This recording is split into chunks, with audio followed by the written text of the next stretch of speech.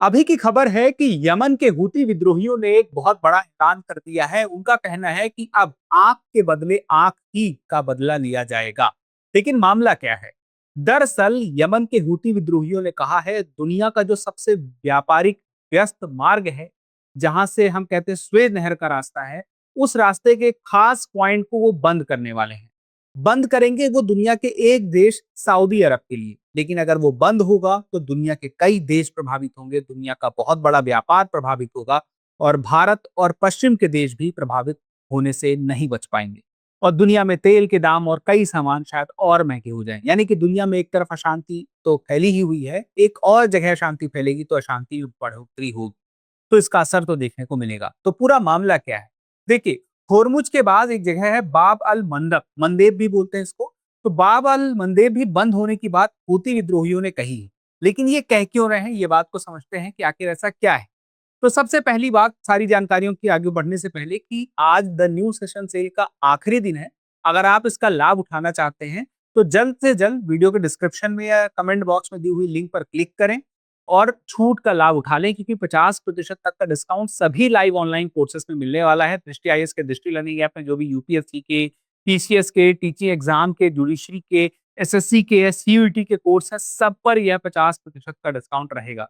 अगर आपको कोई अतिरिक्त जानकारी चाहिए तो आप 8750187501 पे कॉल भी कर सकते हैं, या तो बेहतर होगा आप सीधे दृष्टि लर्निंग ऐप भी डाउनलोड करके इस ऑफर का लाभ उठा सकते हैं। अब बात आती है उसी खबर पर। तो देखिए, यमन में ईरान को समर्थन देने वाले हूती विद्रोही, और ये हूती विद्रोहियों ने कहा कि सऊदी अरब पर वो समुद्री नाकाबंदी कर रहे हैं। अब ये समुद्री नाकाबंदी का मतलब क्या है कि अब जो भी जहाज है, जहाज कहाँ पे, ये है बाबल मंदेब और ये है यमन का क्षेत्र, और ये है सऊदी अरब। अब ये बाबल मंदेब अपने आप में एक बहुत ही सकरा सकरी सी जगह है, लगभग 30-32 किलोमीटर की।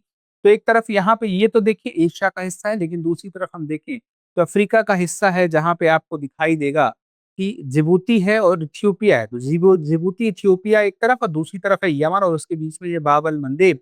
और ये बहुत सकरा रास्ता है, और आप देखें तो ये किन दो बड़े वाटर बॉडीज को जोड़ता है। तो एक तरफ लाल सागर है, एक तरफ गल्फ ऑफ अदन है। और ये वही रास्ता है जो आगे चल के हम देखें तो ये भूमध्य सागर, यानी कि हम पश्चिमी देशों से आगे बढ़ते हुए एक रास्ता तैयार हो देखते हैं, जो आगे बढ़ते हुए जाता है और हिंद महासागर तक पहुंचता है। यानी कि एशिया और यूरोप के बीच व्यापार का एक बहुत ही सबसे बेहतर रास्ता यही है, इसी वजह से सबसे महत्वपूर्ण व्यापारिक मार्ग है। लेकिन यमन के हूती विद्रोही ये कह रहे हैं कि हम सऊदी अरब को रोकने के लिए ऐसा कर रहे हैं, क्योंकि वो भी हमें रोकते हैं, वो भी हमें बहुत जगह चीजों के लिए प्रतिबंधित करते हैं, तो हम भी सेम यही काम कर रहे हैं। और दूसरी बात ये कि उनका ये भी कहना है, क्योंकि सऊदी अरब की जो सरकार है वो अमेरिका का सपोर्ट कर रही है, और वो अमेरिका जो ईरान पर हमला कर रहा है, वो ईरान जो कि एक शिया देश है, और वो शिया जो हूती भी हैं, और उन ईरान के लोगों का सपोर्ट यमन के हूती विद्रोहियों को मिलता है। इस वजह से ये बात यहाँ तक पहुंच गई है। तो सारी बातों को और अच्छे से समझते हैं। तो देखिए, 13 जुलाई की बात थी, जो खामनेई थे, जो सुप्रीम लीडर थे ईरान के, उनका अंतिम संस्कार हो रहा था। वहां से एक फ्लाइट जो थी हूती अधिकारियों की, वो लौट रही थी, जिस पर सऊदी ने प्रतिबंध तोड़ते हुए सना एयरपोर्ट उतरने की कोशिश की। यानी कि अब ये क्या हुआ कि जो हूती विद्रोही है, वो एक सना एयरपोर्ट, जो कि यमन की राजधानी है, वहां पे उतरने की कोशिश की, जिसे उतरने नहीं दिया गया, और उसकी जिम्मेदारी यमन की सरकार ने ली। लेकिन उसके बावजूद हूती विद्रोहियों का ये आरोप था कि सऊदी अरब की सरकार की वजह से ऐसा हुआ है।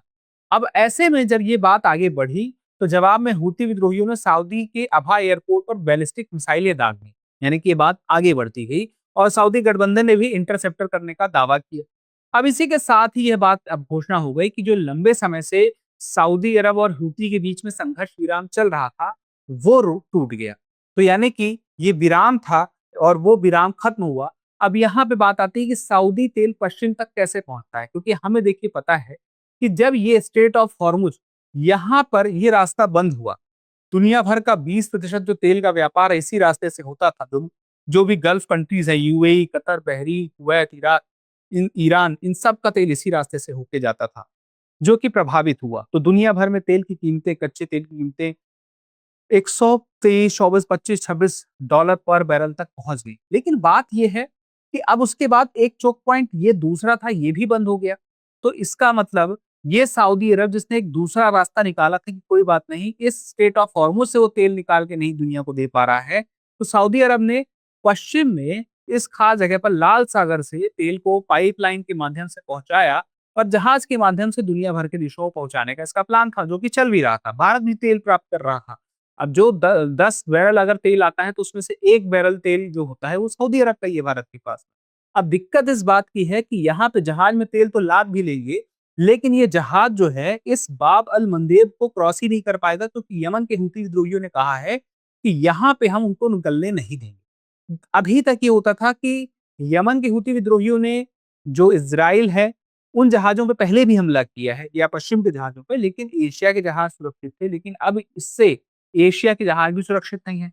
दुनिया भर का व्यापारिक मार्ग, ना सिर्फ तेल रुकेगा, बाकी अन्य कई सामान जो आने-जाने थे, चाहे फार्मेसी का हो, चाहे उसके अलावा और जितनी भी चीज़ें आने-जाने की, वो सब रुकेंगी। क्यों? क्योंकि जब यहाँ पे मिसाइल दागी जा सकती है, ये खतरा रहेगा, यहाँ पे जो माइन्स बिछाई जा सकती है समुद्र के अंदर, उससे कौन जाके निपटना चाहेगा? कोई व्यापारी क्यों जाके वहाँ पे अपनी जान दाँव पे लगाना चाहेगा? तो हो सकता है कि अब इस रास्ते से, स्वेज़ नहर से होते हुए पश्चिम के जहाज ना गुजरें, तो उनके लिए फिर दूसरा रास्ता क्या होगा?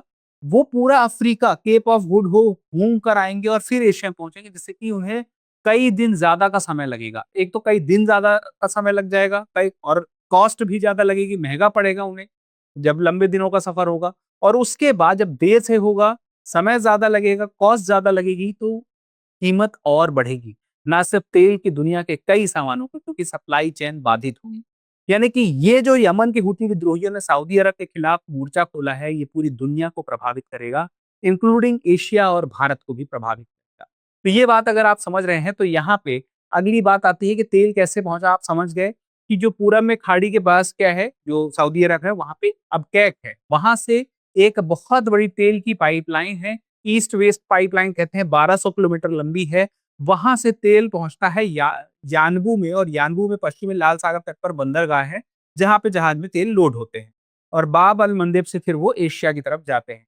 लेकिन यही रास्ता अब मुश्किल में है। अब अगली बात आती है कि हूती विद्रोही एग्जैक्टली हैं कौन? तो आपको ये पता रहे कि एक ज़ैदी शिया संगठन है। 2014 में यमन की राजधानी सना पर इसने कब्जा कर लिया था। लेकिन जो सरकार के रूप में देखा जाता है, वो इन्हें नहीं देखा जाता यमन में। अब ईरान से इनका संबंध क्या है? Axis of resistance. एक तरह से देखा जाए, जैसे कि हमने लेबनान में देखा, हिजबुल्लाह संगठन है जिसको कहा जाता है कि ईरान का समर्थन उन्हें है।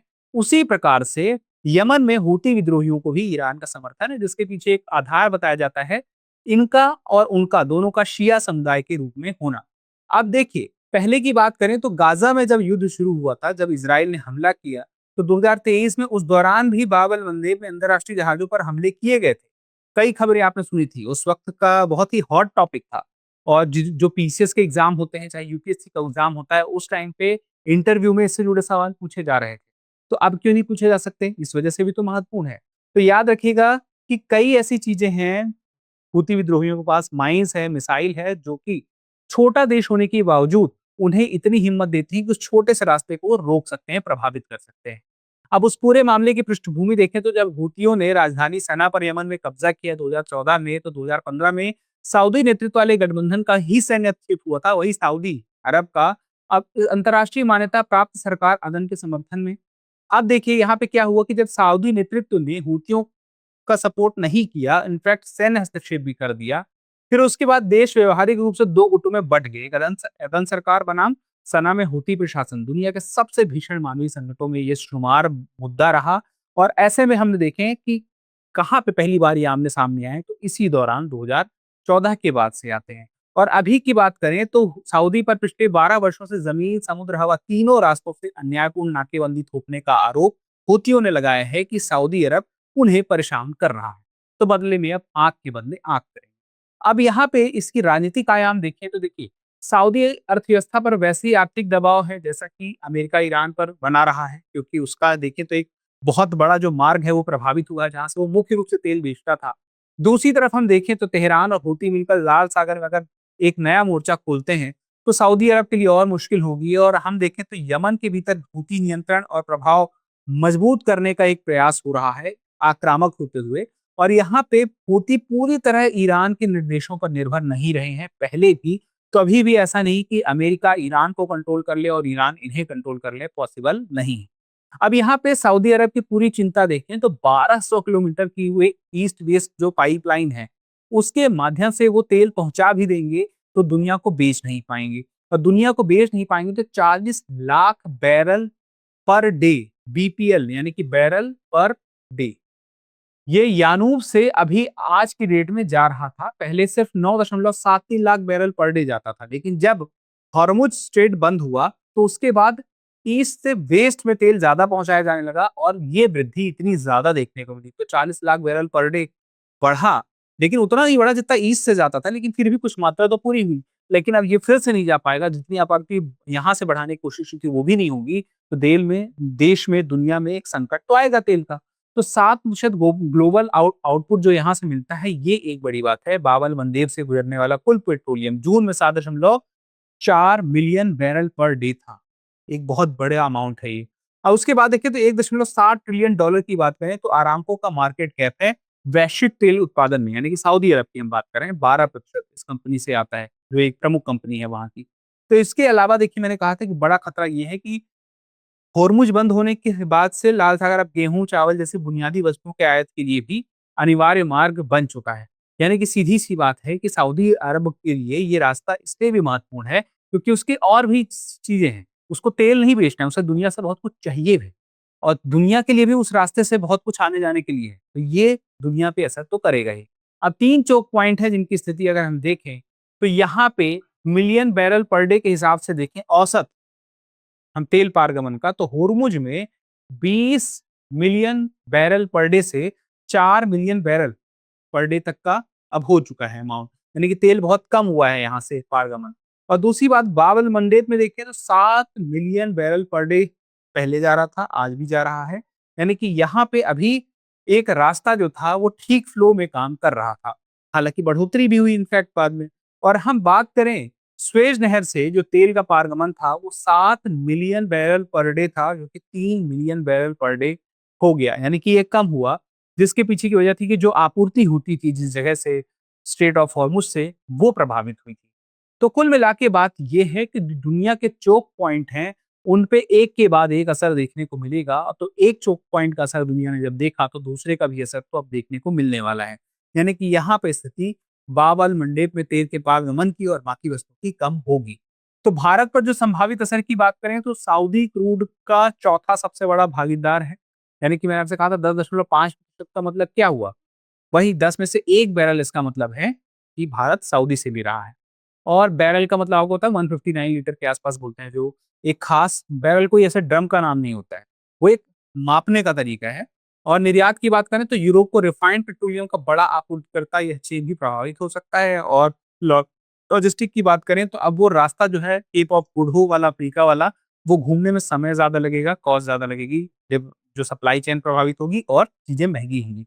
तो ऑपरेशन संकल्प जैसे नौसैनिक तैनाती अभियान बढ़ाने होंगे, नागरिकों की और जहाजों की सुरक्षा करनी होगी। ऐसे प्रयास भी भविष्य में अब देखने को मिलेंगे, ना सिर्फ दुनिया करेगी, भारत भी ऐसे प्रयास करेगी। अब उसके बाद सारी बातों का अगर निष्कर्ष देखें तो पश्चिम एशिया के संघर्ष अब आपस में गहराई से जुड़ चुके हैं। पश्चिम एशिया में तनातनी और बढ़ती जा रही है और इसका असर और ज्यादा बुरा देखने को मिल सकता है अगर ऐसी स्थिति बनी रही तो यहाँ पे वो युद्ध अमेरिका और इसराइल का जो ईरान से था, आगे यमन और सऊदी संबंधों तक पहुंच चुका है। होर्मुज बाधित है, बाबल मंदी प्रभाव पड़ेगा, दुनिया का व्यापार मार्ग जितना प्रमुख है वो प्रभावित होगा, तेल और अन्य वस्तुएं प्रभावित होंगी। और भारत की जो आयात निर्भरता है वो अर्थव्यवस्था के लिए उसको मुश्किल में डालेगी। ऊर्जा सुरक्षा की बात करें, साथ ही महंगाई की बात करें, और कई सामरिक तैयारियां हैं उन पर भी भारत को तैयारी करनी पड़ेगी।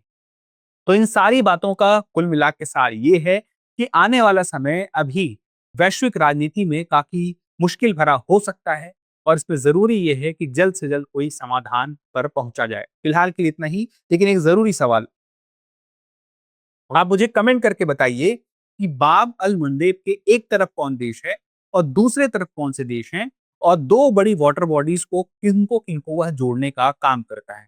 ये मुझे कमेंट करके जरूर बताइएगा। मिलते हैं अगले सेशन में, और याद रखिएगा द न्यू सेशन डे का 22 जुलाई आखिरी दिन है। जो 22 जुलाई को देख रहे हैं, जल्दी से इसका लाभ ले लीजिएगा। धन्यवाद।